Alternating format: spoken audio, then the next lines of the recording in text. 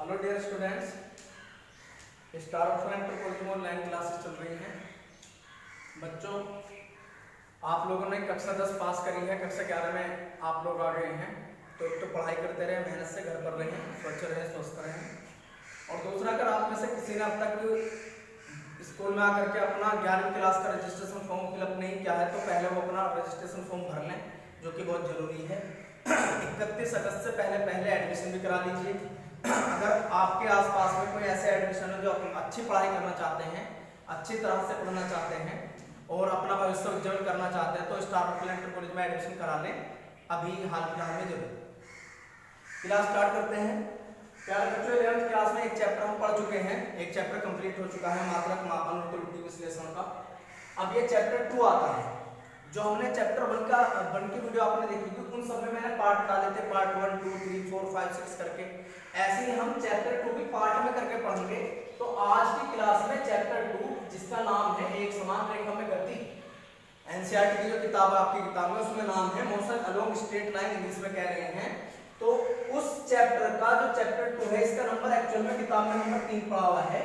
तो ये जो तीसरा चैप्टर है, इसका ये पहला पार्ट है। तो जैसे हमने इससे पहले वाले चैप्टर के पार्ट 1, पार्ट 2, पार्ट 3 करके वीडियो समझी थी, ऐसे हम इस चैप्टर की भी पार्ट 1, पार्ट 2, पार्ट 3 करके वीडियो समझेंगे। तो ये चैप्टर 3 का पार्ट 1 है। चैप्टर का नाम एक समान रेखा में गति है। इसका सबसे पहला जो शुरू का टॉपिक है वो है विरामावस्था और गति अवस्था, इंग्लिश में कहते हैं रेस्ट एंड मोशन। बच्चों देखिए, आप विरामावस्था और गति अवस्था शब्द ये कक्षा 9 से सुनते हुए आ रहे हैं कि विरामावस्था क्या होती है, गति अवस्था क्या होती है। तो आपने ऐसे याद कर रखा है कि यदि कोई वस्तु रुकी हुई है, जो आपने अब तक समझ रखा है कि यदि कोई वस्तु रुकी हुई है तो वो हमारी जो है विरामावस्था में है, अगर कोई वस्तु चल रही है तो हमारी गति अवस्था में। जैसा अभी मैं रुका हुआ हूँ, तो आप अगर मुझसे आपसे पूछा जाए कि कौन सी अवस्था में है, तो आप कहेंगे मैं विरामावस्था में हूँ, और अगर मैं चल रहा हूँ तो आप कहेंगे कि मैं गति अवस्था में हूँ। तो ऐसा हम कक्षा 9 में पढ़ते हुए हैं। यहाँ पर थोड़ा सा हम इसे आगे एक्सपेंड कर लेते हैं। इसमें ऐसा कहा गया है कि यदि किसी वस्तु की स्थिति में समय के साथ कोई परिवर्तन ना हो रहा हो तो उसकी अवस्था विरामावस्था कहलाती है। फॉर एग्जांपल के तौर पर अगर आप मुझे यहाँ पर देखते हैं, मेरी स्थिति यहाँ पर है जो आपके सामने दिखाई दे रही है। अब 1 सेकंड बाद यही हो गया, अब 2 सेकंड हो गया, अब भी मैं यही हूँ। तो समय तो लगातार बढ़ता जा रहा है, लेकिन समय के साथ मेरी स्थिति में कोई परिवर्तन नहीं हो रहा है। तो ये जो मेरी स्थिति में कोई परिवर्तन नहीं हो रहा है, समय के साथ चल रहे हैं, तो वो वाली अवस्था कौन सी अवस्था कहलाती है? विरामावस्था। तो डिफाइन हम ऐसे करते हैं कि यदि किसी वस्तु की स्थिति में समय के साथ परिवर्तन ना हो रहा हो तब उसकी अवस्था विरामावस्था कहलाती है, और यदि किसी वस्तु की स्थिति में समय के साथ परिवर्तन हो रहा हो, अब बोर्ड पर देख लीजिए लिखा हुआ है, यदि किसी वस्तु की स्थिति में समय के साथ परिवर्तन हो रहा हो तब उसकी अवस्था गति अवस्था कहलाती है। तो हम ऐसे कह सकते हैं कि यदि किसी वस्तु, जैसे आप मुझे देखें, अभी मैं यहाँ पर खड़ा हूँ, अब मैं ऐसे चलने लगा, तो मेरी स्थिति में लगातार समय के साथ में परिवर्तन होता जा रहा है, मैं आगे बढ़ता जा रहा हूँ। पहले वहां स्थिति 2 सेकंड पहले वहां थी, 3 सेकंड पहले वहां थी, तो मेरी स्थिति में लगातार क्या हो रहा है? परिवर्तन। तो अगर किसी वस्तु की स्थिति में समय के साथ परिवर्तन हो रहा हो तो उसकी अवस्था कहलाती है गति अवस्था। तो सीधा सा एग्जांपल है, मोटरसाइकिल एक जगह रुकी हुई खड़ी है तो विरामावस्था, चल रही है तो गति अवस्था। ऐसा आप अब तक पढ़ते हुए हैं। अब यहाँ पर अल्बर्ट आइंस्टीन ने एक बात ये बताई है कि विरामावस्था और गति अवस्था दोनों एक दूसरे के सापेक्ष होती हैं। अल्बर्ट आइंस्टीन ने ही दुनिया के सामने ये विचार रखा था कि वास्तव में इस ब्रह्मांड में सभी ग्रह, उपग्रह, सूरज, सभी जितने भी उल्काएं हैं, पिंड हैं, सब सारे के सारे जो है किस में आते हैं? ब्रह्मांड में आते हैं। तो इस ब्रह्मांड में जितने भी वस्तुएं हैं, चाहे ग्रह हो, उपग्रह हो, उल्काएं हो, सूर्य हो, सब कुछ, कोई भी चीज विरामावस्था में नहीं होती है, गति अवस्था में होती है। ये दोनों एक दूसरे के सापेक्ष हैं। देखिए, मैं आपको इसके एक बहुत बढ़िया एग्जांपल समझाता हूं, आपको आसानी से समझ में आ जाएगा। फॉर एग्जांपल, हम किसी बस में बैठे हुए हैं, चलती हुई बस में, हम अपनी कुर्सी पर बैठे हुए हैं। तो अगर हम अपने आप को, अपनी अवस्था को देखें तो हम तो बस की कुर्सी पर बैठे हैं, यानी कि हम कह सकते हैं कि हमारी स्थिति में बस में अंदर अपनी कुर्सी पर बैठे हुए वही हैं हम तो हमारी स्थिति में समय के साथ कोई परिवर्तन नहीं हो रहा, तो बस के अंदर हम कौन सी अवस्था में? विरामावस्था में। लेकिन चूंकि बस चल भी रही है, तो अगर कोई व्यक्ति हमें बाहर से देख रहा होगा, बस के बाहर से देख रहा होगा, तो उसके लिए हम कौन सी अवस्था में? गति अवस्था में। तो यहाँ पर अगर देखा जाए तो एक ही वस्तु एक साथ दोनों अवस्थाओं को फॉलो कर रही है, वो गति अवस्था में भी हो रही है और विरामावस्था में भी हो रही है। यदि उसकी स्थिति आप अपने अकॉर्डिंग देखेंगे कि वो बस की एक सीट पर बैठा हुआ है, तो उसकी स्थिति में कोई परिवर्तन नहीं हो रहा, भले बस चल रही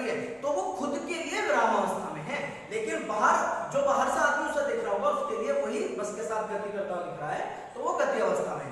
या दूसरी चीज, आप बस के अंदर बैठे हो चलती बस में, आप बाहर गर्दन घुमा करके जब बस के बाहर देखते हो तो आपको दिखता है कि पेड़, खंबे, मकान, ये चीजें ऐसा लगती है जैसे पीछे को भाग रही हूं। तो हमारे लिए बस के सापेक्ष वो जो पेड़, मकान, खंबे हैं वो गति अवस्था में है, वो पीछे को जाते हुए नजर आ रहे हैं। लेकिन अगर हम देखें बस के बाहर देखें तो पेड़, मकान, खंबे तो गति नहीं कर रहे, वो तो एक जगह रुके हुए हैं। तो इसका मतलब बाहर वाले के लिए पेड़, मकान, खंबे विरामावस्था में है और बस में बैठने वाले व्यक्ति के लिए पेड़, मकान, खंबे गति अवस्था में। तो वास्तव में विरामावस्था और गति अवस्था एक दूसरे के सापेक्ष होती है। आगे बात करते हैं, इसके बाद में बात आती है पथ लंबाई। एनसीईआरटी की किताब में बच्चों पथ लंबाई लिखा हुआ है, इसका दूसरा नाम है दूरी। पाथ लेंथ और डिस्टेंस इंग्लिश में कहते हैं। देखिए पथ, पथ कहते हैं रास्ते को, मार्ग को।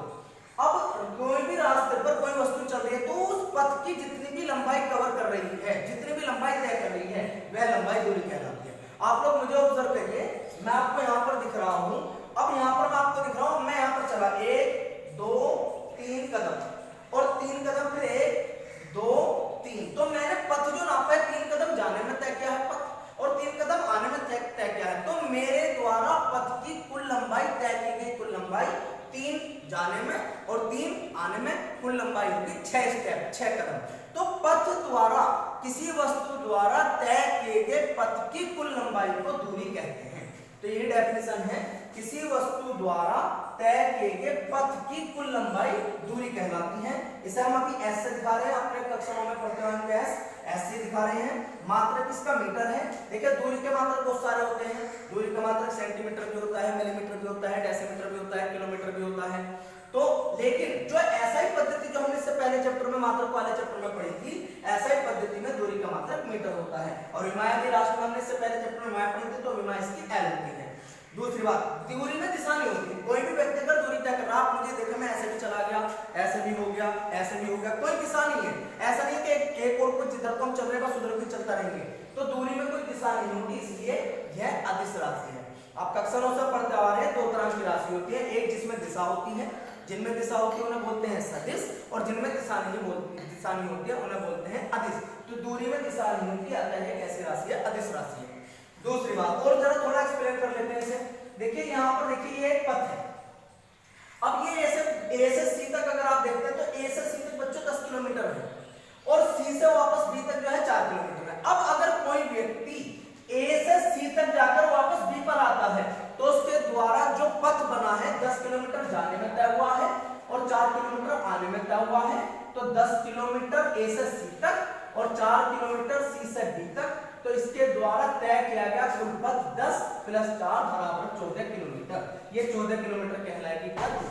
तो किसी वस्तु द्वारा तय किए गए पथ की कुल लंबाई दूरी कहलाती है। तो बच्चों देखिए और समझ लीजिए, अगर आपको नहीं समझ में आ रहा, ऐसे कोई आयताकार बाग है, आयताकार बाग है यहाँ पर A B C D। इस बाग की लंबाई सपोज कीजिएगा 200 मीटर है और बाग की चौड़ाई सपोज कीजिएगा 70 मीटर है। लंबाई 200 मीटर है, चौड़ाई कितनी है? 70 मीटर है। अब यहाँ पर आप ये देखिएगा कि अगर कोई व्यक्ति इस बाग पे एक चक्कर लगाता है, एक चक्कर लगाता है, एक चक्कर लगाने में तय की गई दूरी, तो आप बड़ा सिंपल सा तरीका है, बिल्कुल आसान सा तरीका है। एक चक्कर देखिए जब होगा, जब वो ए से बी तक जाए, फिर बी से सी तक जाए, फिर सी से डी तक जाए, फिर डी से ए तक आए, ऐसे घूमते घूमते वापस उसी बिंदु पर आ जाए, तब एक चक्कर हो जाएगा।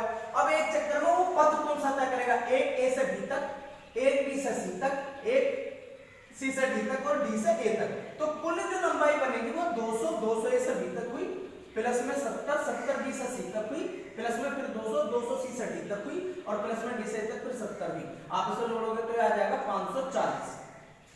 तो ये 540 मीटर एक चक्कर लगाने में तय की गई दूरी है।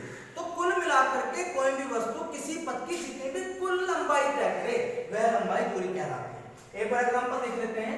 अगर कोई व्यक्ति ऐसे वृत्ताकार पार्क में, वृत्ताकार मार्ग पर, आप इसे जानते हैं, इस आकृति को वृत्ताकार बोलते हैं।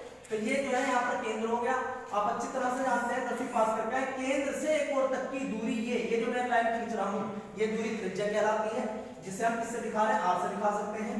और आप ये भी जानते हैं कि ये जो है, ये जिस पे मेरी चौक चल रही है, जो इसकी बाउंड्री है, जो इस वृत्त की सीमा है, इस बाउंड्री को आप मैथमेटिकली कहते हो परिधि। ये जो जिस पर मेरी चौक चल रही है इसे क्या कहते हैं परिधि। अब कोई व्यक्ति सपोज कीजिए यहाँ पर है, अब वो यहाँ से ऐसे चक्कर लगा रहा है, ऐसे एक चक्कर कब होगा, एक चक्कर जब वो ऐसे जिस पर मेरी चौक चल रही है ऐसे घूमते घूमते वापस ये पर आ जाएगा तो एक चक्कर कंप्लीट हो जाएगा। अब एक चक्कर में यहाँ पर एक चक्कर में अगर हमसे दूरी पूछी जाएगी वृत्त में, तो एक चक्कर में दूरी आप समझ रहे हो, अभी बता रहे थे कि ये जो है जिस पर मेरी चौक चल रही है इसे मैथमेटिकली हम परिधि बोलते हैं। तो एक चक्कर की दूरी निकालने के लिए हमें परिधि निकालनी पड़ेगी, और मैथ में परिधि का फॉर्मूला आप पढ़ते हैं 2πr। यहाँ पर r त्रिज्या है, तो त्रिज्या ये जो पार्क है हमारा, जो भी ये मार्ग है, इसकी पथ की त्रिज्या हमें दी होगी। त्रिज्या का मान यहाँ पर रखेंगे, पाई का मान 22/7 होता है, मान रखकर सोल्व कर लेंगे, एक चक्कर की दूरी आ जाएगी। अगर दो चक्कर की, 3 की या 4 की, 5 की दूरी हमसे पूछी जाएगी तो हम उसका भी मेथड यही अपनाएंगे, एक चक्कर में दूरी निकालेंगे। 2 में पूछेगा तो 2 की गुणा कर देंगे, 3 में पूछेगा 3 की गुणा कर देंगे, 5 में पूछेगा 5 की गुणा कर देंगे। जितने चक्कर में दूरी निकाली जाएगी उतने चक्कर में ही हम उसकी गुणा करेंगे। तो इस तरह से हम कहीं भी किसी भी वस्तु की तय की गई कुल दूरी का आकलन कर सकते हैं। अगर आयताकार मार्ग पर है तो आप मैथमेटिकली 10वीं क्लास पढ़ गए हैं, तो आप आयताकार मार्ग के चारों की बाउंड्री को कहते हैं परिमाप। तो परिमाप निकाल लीजिए, वो भी इतनी आएगा 540। और अगर इसमें निकालना है तो इसकी जो है परिधि निकाल लीजिए, वो भी इतनी। वो परिधि का फॉर्मूला हम जान के 2πr, r त्रिज्या दी होगी, त्रिज्या का मान हम सोल्व कर लेंगे, आंसर आ जाएगा। ये यहाँ पर बात होती है किसकी, दूरी। उसके बाद में बच्चों बात करते हैं विस्थापन। विस्थापन इंग्लिश में कहते हैं डिस्प्लेसमेंट, हिंदी में कहते हैं विस्थापन, इंग्लिश में कहते हैं डिस्प्लेसमेंट। देखिए डेफिनेशन तो ऐसे बताई गई है, किसी वस्तु की प्रारंभिक स्थिति, किसी वस्तु की, मैं समझा दूंगा, मैं डेफिनेशन लिख रहा हूं, किसी वस्तु की प्रारंभिक स्थिति तथा अंतिम स्थिति के, किसी वस्तु की प्रारंभिक स्थिति तथा अंतिम स्थिति के बीच की दूरी विस्थापन कहलाती है। किसी वस्तु की प्रारंभिक स्थिति तथा अंतिम स्थिति के बीच की दूरी विस्थापन कहलाती है। इसे हम डी से दिखा सकते हैं, इसे डी से दिखाते हैं। मात्रक इसका भी मीटर ही है, विमा इसकी भी एल है, तो जो मात्रक दूरी का वही मात्रक विस्थापन का, जो विमा दूरी की वही विमा विस्थापन की। इसमें दिशा होती है, विस्थापन में समझेंगे, समझेंगे विस्थापन को भी, विस्थापन में दिशा होती है। और अभी बात चल रही थी जिसमें दिशा होती है वो सदिश राशि है, अतः यह एक सदिश राशि है। अब देखिए जरा समझ लीजिए, देखिए डेफिनेशन में बच्चों ऐसा समझाया गया है कि किसी वस्तु की प्रारंभिक स्थिति तथा अंतिम स्थिति के बीच की दूरी विस्थापन कहलाती है, यानी कि विस्थापन भी एक प्रकार की दूरी है। कौन सी दूरी, प्रारंभिक स्थिति और अंतिम स्थिति। देखिए आप मुझे ऑब्जर्व कीजिए, मुझे देखिए, मैं आपको यहाँ पर दिख रहा हूँ, तो यहाँ पर अभी मेरी प्रारंभिक स्थिति इस बिंदु पर है जिस पर मैं खड़ा हूँ। अब मैं यहाँ से गति करना शुरू करता हूँ, 1 कदम, 2 कदम, 3 कदम, 4 कदम, 5 कदम, 6 कदम, ये आगे खड़ा हो गया मैं जहां चला था। तो आप ऐसा कह सकते हो कि मैं 3 कदम आगे गया हूं, 3 कदम वापस आया हूं, तो 3 कदम की दूरी जाने में तय की गई है और 3 कदम की दूरी आने में तय की गई है। तो मेरे द्वारा तय जो पथ तय किया गया उसकी कुल दूरी 6 कदमों के बराबर है, 3 जाने में 3 आने में, वो है दूरी। अब विस्थापन की बात करते हैं। देखिए विस्थापन की डेफिनेशन में कहा गया है कि वस्तु की प्रारंभिक स्थिति तथा अंतिम स्थिति के बीच की दूरी विस्थापन कहलाती है। अब प्रारंभ में मैं इस बिंदु पर हूं और 3 कदम तय करने के बाद में वापस इस बिंदु पर आ गया, तो मेरी प्रारंभिक स्थिति भी यही थी और अंतिम स्थिति भी यही है, यानी कि मेरी स्थिति में कोई परिवर्तन नहीं हुआ। अतः हम कह सकते हैं कि मेरा विस्थापन 0 है। बिल्कुल सही समझ रहे हो। यहां से देखिए ऐसा समझ सकते हो कि ये एक पॉइंट ए है, एक पॉइंट इधर ये बी है, ए से बी तक सपोज कीजिए 10 किलोमीटर है यहां से यहां तक। अब कोई वस्तु ए से बी तक जाती है और वापस बी से ए तक आ जाती है, तो उसके द्वारा तय की गई दूरी 10 किलोमीटर फॉरवर्ड और 10 किलोमीटर बैकवर्ड बार 10 किलोमीटर जाने में और 10 किलोमीटर आने में कुल दूरी हो जाएगी कितनी 20 किलोमीटर। और अगर हम इससे बात करें किसके विस्थापन की, तो प्रारंभ में कौन से बिंदु पर था ए पर, अंत में भी कौन से बिंदु पर है ए पर, तो विस्थापन हो जाता है 0। तो अगर इस स्थिति में कोई परिवर्तन नहीं हो पा रहा है अंत में और प्रारंभ में, तो समझ लो वहां पर विस्थापन कितना है 0। एक छोटा सा एग्जांपल और समझ लेते हैं, ध्यान से समझे इस वाली बात को। एक वस्तु ए से बी तक जाती है 20 किलोमीटर और फिर बी से सी तक आती है 6 किलोमीटर। बी से सी तक आ जाती है 6 किलोमीटर। आप सुना होगा मैंने कहा एक वस्तु ए से बी तक जाती है 20 किलोमीटर और बी से सी तक जाती है फिर 6 किलोमीटर। तो उसके द्वारा तय किया गया पथ कितना तय हुआ, उससे रास्ता कितना तय करा उसने, भाई 20 किलोमीटर तो जाने में तय करा है और 6 किलोमीटर फिर वापस आने में तो तय तो कराई उसने 6 भी। तो कुल मिलाकर के दूरी होगी 20 किलोमीटर प्लस 6 किलोमीटर बराबर 26 किलोमीटर। उम्मीद आपको समझ में आ गया होगा। अब बात करते हैं किसके विस्थापन की। देखिए विस्थापन की डेफिनेशन क्या है। विस्थापन के बारे में कहा गया प्रारंभिक स्थिति तथा अंतिम स्थिति के बीच की दूरी विस्थापन कहलाती है। अब इस चित्र में आप देखें तो प्रारंभ बिंदु ए पर था और अंत में बिंदु सी पर जाकर के रुका, तो विस्थापन जो होगा वो ए से सी तक होगा, ए से सी तक। ये जो दूरी क्योंकि ए पर से चला है पहले बी पर गया लेकिन अंत में सी पर आकर के तो विस्थापन ए से सी तक हुआ, तो ये जो ए से सी तक की दूरी है ये ए से सी तक की दूरी ही विस्थापन कहलाएगी। अब ये निकलेगी कैसे, भाई पहले 20 चला गया 6 वापस आ गया, तो ये हो गया 20 माइनस 6 बराबर में 14 किलोमीटर। तो ये 14 किलोमीटर का क्या है विस्थापन। उम्मीद आपको समझ में आ रहा होगा। अगर हम ये कहें कि भैया एक वस्तु ऐसे जो है यहाँ पर 3 मीटर जाती है और फिर 1 मीटर वापस आ जाती है, तो बच्चों दूरी तो 3 गई है, एक गई है, दूरी तो टोटल 4 हो गई, लेकिन विस्थापन कितना हुआ 3 गया 1 वापस आ गया, तो बचा कितना 2 मीटर तो बचा। तो ये जो 2 मीटर है ये 2 मीटर कहलाएगा क्या विस्थापन, और ये जो 3 और 1 मीटर है ये मीटर कहलाएगा क्या दूरी। तो 4 मीटर की दूरी है यहाँ पर और 2 मीटर का विस्थापन। इतने ही रहने देते हैं, अगली क्लास यहीं से कंटिन्यू करेंगे। इसी चीज को हम अगली क्लास में समझेंगे। कुछ मैं आपको इसके क्वेश्चन दिखाऊंगा। Thank you.